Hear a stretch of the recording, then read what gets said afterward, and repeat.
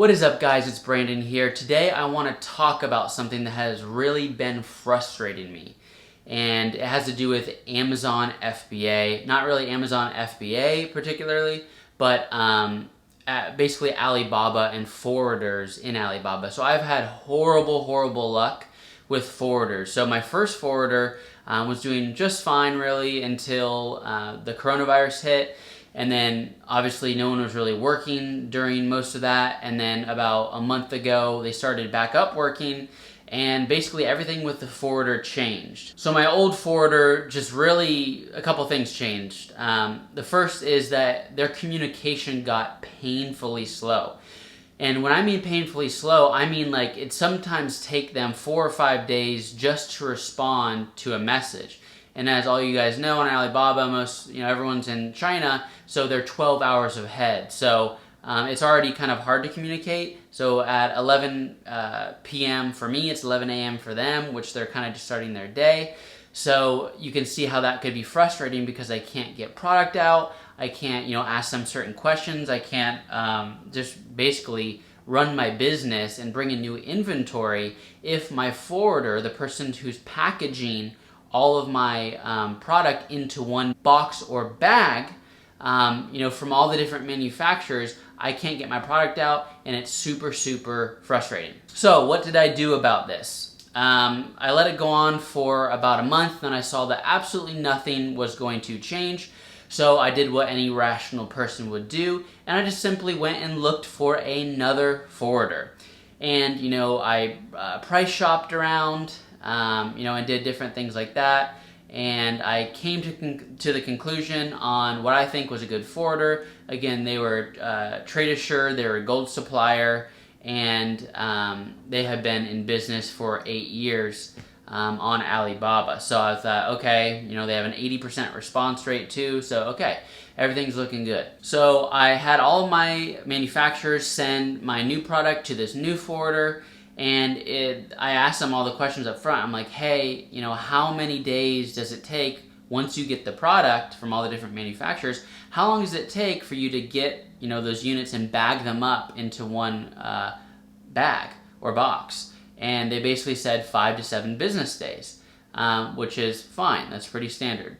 It's now been, since they had my last product or unit came in there from a certain manufacturer, it's been about, I want to say 8 days, and they told me that it's not going to be ready until like a week from now. So that's already kind of like, okay, whatever.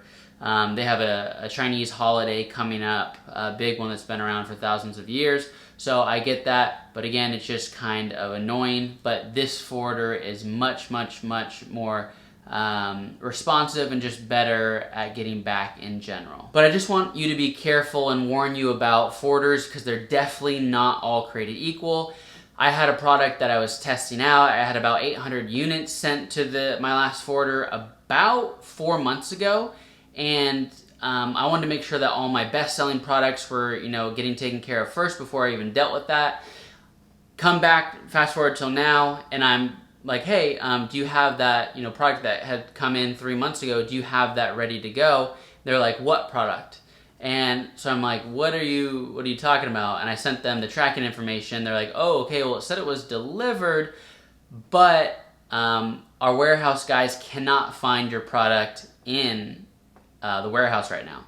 And so I've been trying to basically get in touch with them and be like, okay, well, how's that going to work? Are you going to send me, credit for all this? Are you going to give me cash? Do I have to go through Alibaba? Or are you just going to PayPal me? Or like, how's this going to work? So that's something that was extremely frustrating and extremely unprofessional.